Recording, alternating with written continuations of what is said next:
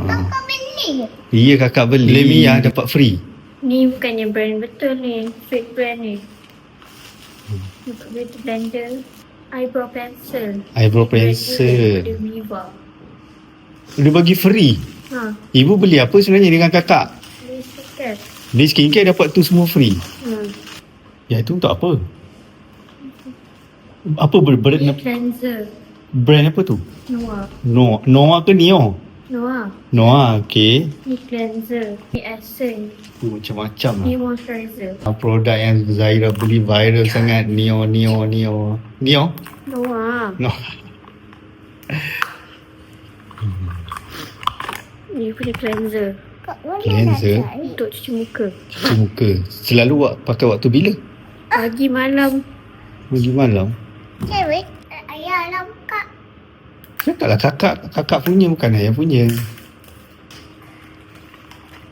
Dia punya essence. Asyik. Macam serum. Okay, tengok. Pakai waktu bila tu? Ni malam dengan pagi lah.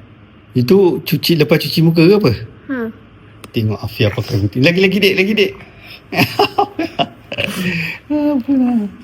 Yang satu lagi, Ayah. memang kena pakai semua. Ikutlah kulit tu pakai benda tu. Ha. Hafiz nak cari balik puzzle. Nak cari balik puzzle. Ya itu untuk apa bu? Moisturizer. Untuk apa? Lembut ni kulit. Kulit Kena letak kat muka kakak. muka adik. Bukan muka kakak. Muka adik. Tu ni. Ya nak. Kan. Kalau uwe sama dia baju ayah. Ayah tengok ni. Yes. Sama dekat baju ayah. Yes. Yang tu apa? Moisturizer. Kalau kau nak cantik, jangan pakai ni lah. Cleanser ni dulu sebelum tidur tu. Sebelum tidur, lepas mandi, dan pagi tu, cuci muka. Tak muka kotor. Bang. Lepas tu, Uish banyak. Adik ambil tisu kat belakang dik. Tisu. Ha cepat. kalau cuci muka tu tak ada air cuci. Siapa letak? Tak payah tahu sabun lah. Itulah sabun dia. Ha, yelah. Ni dia punya toner, essence macam serum. Ni dia tu. Kalau nak lagi lembutkan kulit pakai serum. Nampak ayah. Sebab dia lagi masuk daripada dalam kulit. Ni cair je. Sudah senang serap. Ni pula dia punya moisturizer. Sebab tu, dia punya krim dia. Dia tak berat pun, dia senggal. Kakak.